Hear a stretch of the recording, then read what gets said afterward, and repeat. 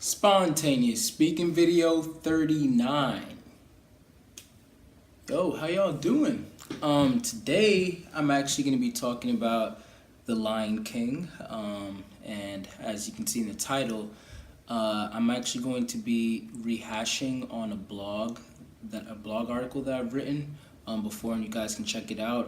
The link is in the bio. My blog site is dweezy2blessed.wordpress.com. And the blog article that I'm going to be sort of like rehashing on today in a non-scripted type of way is Don't Leave the Pride Lands. And if you haven't seen Lion King yet, number one, I guess you should turn this off because there's going to be spoilers. And number two, how have you not seen Lion King yet? But anyway, I hope that y'all have all seen Lion King. Hopefully you've seen it more than once and you'll be able to follow along with the metaphor/analogy that I give pertaining to Lion King today. And for those of you who have or haven't, this is sort of like a quick review. So basically, Mufasa is King Lion of the whole pride, and he gives birth. Him and his wife Sarabi, I believe, give birth to Simba, who is their young son, and he's praised before all of the animals and all of that on the Pride Rock, and all the animals bow down and etc. And basically, he's the prince because he's Mufasa's son, so he's the prince. And one day, Mufasa and Simba are looking out into the open land, and Mufasa says in his very authoritative voice, "Simba, everything the light touches is our kingdom." And Simba, in his curiosity type of voice, for those of you who may just be wondering, Mufasa's ENFJ and Simba's ENFP. So just for my typology nerds out there. And Simba, in his curiosity, is like, oh, especially being a child, he's like, what about that shadowy place over there? And Mufasa is like, that is a forbidden area, you must never go there. That's not verbatim, but he basically says something along those lines, like, wherever the light touches, that is our kingdom, that's my territory as the king, and anywhere the light does not touch, basically that shadowy place that you were pointing out, I forbid you from going there. And spoiler alert, Simba, being the very adventurous type of person that he is, plus with the nudging of Mufasa's brother Scar, INTJ, was persuaded or convinced to actually go over to that shadowy area to sort of, explore and have fun. And basically, as soon as he gets over there, Scar and shoot, a lady just walked past my window. Anyway, Scar and his hyenas basically were around there, and the hyenas basically, dang, what was the word I'm looking for? The hyenas basically bombarded, is that the word? Or they snuck up on Simba. And Simba, by the way, took a friend with him, Nala, his girlfriend. That wasn't really his girlfriend at the time. And so while they were there, then basically, long story short, Simba disobeyed Mufasa. He got himself into a whole bunch of trouble and put himself in danger, where the hyenas were like waiting for him and they were about to basically kill them. And out of nowhere, Mufasa shows up, beats the hyenas up, and then he gives Simba a very strict talk afterwards and everything. But all of this to say that that whole episode that happened around there, as I watched it one time, or as I reflected, it reminded me of how we as Christians, and even people who aren't Christians actually most of the time, how we can view God. We can be very similar to Simba. And in saying that, or before I even get into that, I'll read this Bible verse taken from Proverbs 19 verse 16, which basically says, "The one who keeps commands preserves himself. One who disregards his ways will die."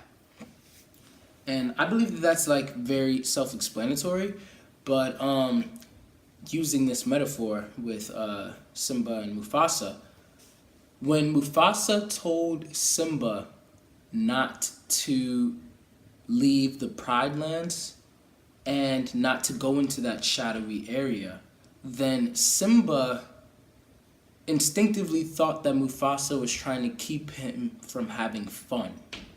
It's like, why shouldn't I leave the Pride Lands? And it's just crazy because, the Pride Lands are huge. But because we are forbidden from a certain area, because Simba was forbidden from a certain area, all of a sudden the Pride Land seemed really small to him, and he wanted to explore that area. And he assumed that Mufasa was trying to keep him from having fun. But in actuality, Mufasa's intentions were to keep him safe, because outside of the Pride Lands was no longer Mufasa's territory. Now, Mufasa's protection was not guaranteed. In the Pride Lands, Mufasa's protection was guaranteed for Simba and Nala.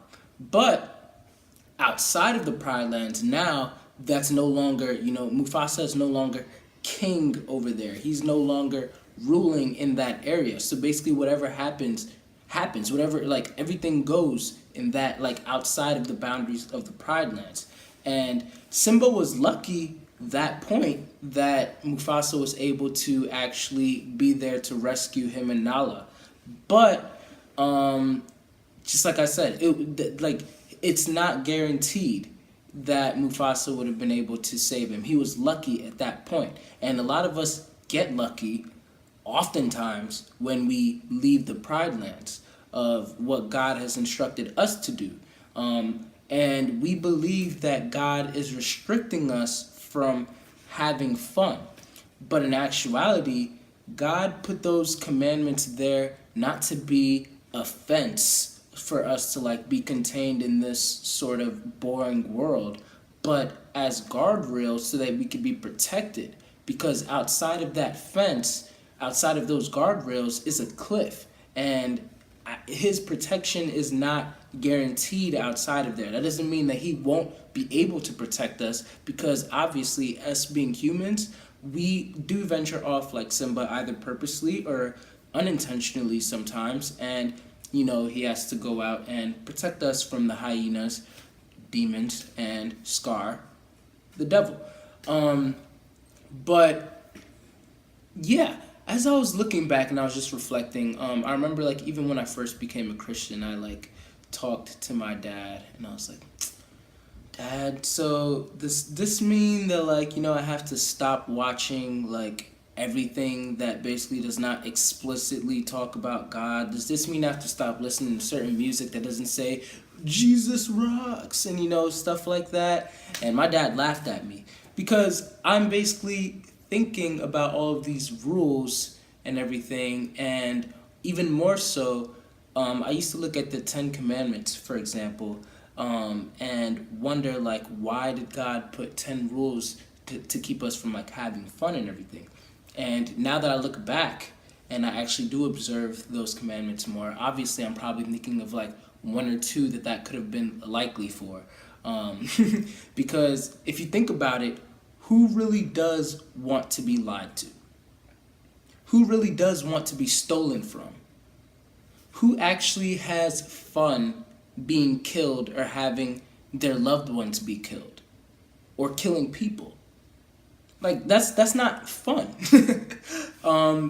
But God instilled those instructions there because he created this planet.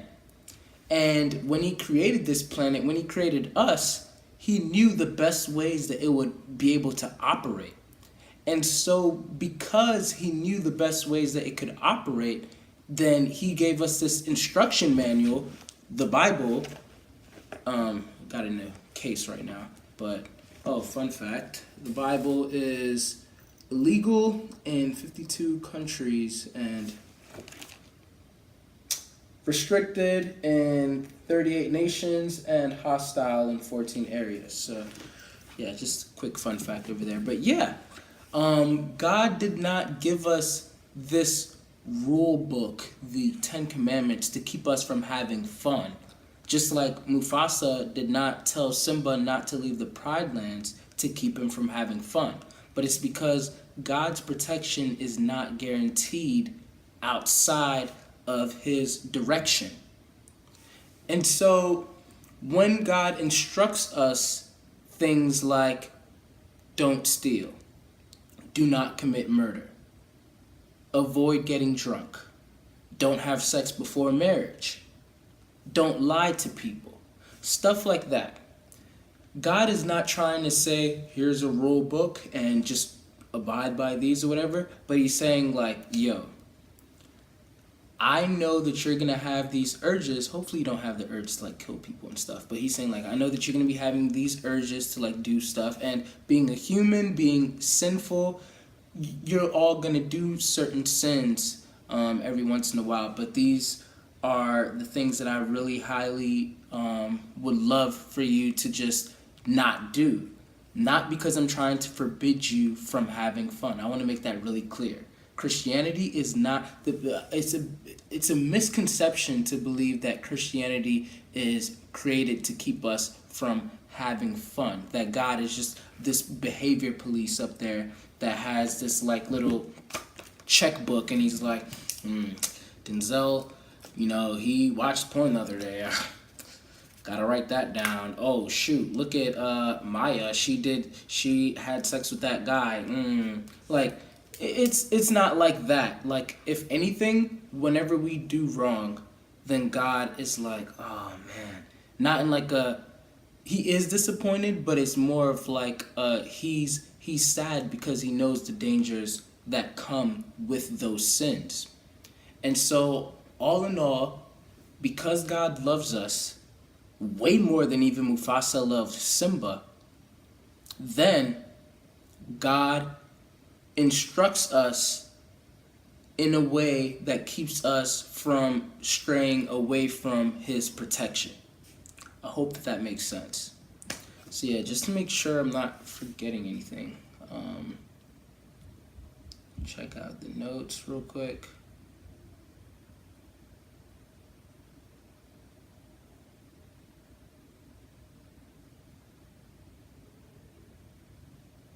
Right. So I have one more Bible verse that I want to read and just speak on that I think a lot of you Christians probably saw coming, like when you probably saw that I was talking about Lion King. How could I speak about Lion King without mentioning 1 Peter 5, verse 8? It says, "Be serious, be alert. Your adversary, the devil, is prowling around like a roaring lion." Like a roaring lion. For looking for anyone he can devour. And then verse 9 says, "Resist him and be firm in the faith, knowing that the same sufferings are being experienced by your fellow believers throughout the world." So the verse 8 is saying that the devil literally, he prowls around looking for Christians like us, and not even just Christians, but people who are not Christians, so that he could like attack them, so that he could devour them, so he could deceive them. He operates like how Scar did. See, the thing is, in this analogy, Scar is the devil. Now, of course, the devil is way more evil than Scar and everything, but think about it. God and the devil are not brothers, by the way, just so you know. But for the sake of this analogy, Scar wanted to be the king. So he tries to overthrow Mufasa, who represents God in this metaphor.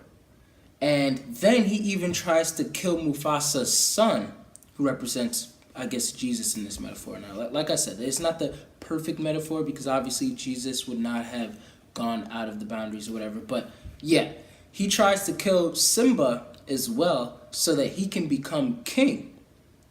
And although he successfully killed Mufasa, he was not able to successfully kill Simba, who, just like Jesus, who died and resurrected 3 days later and came back and basically overpowered sin. Simba came back years later and he took back his rightful place on the throne.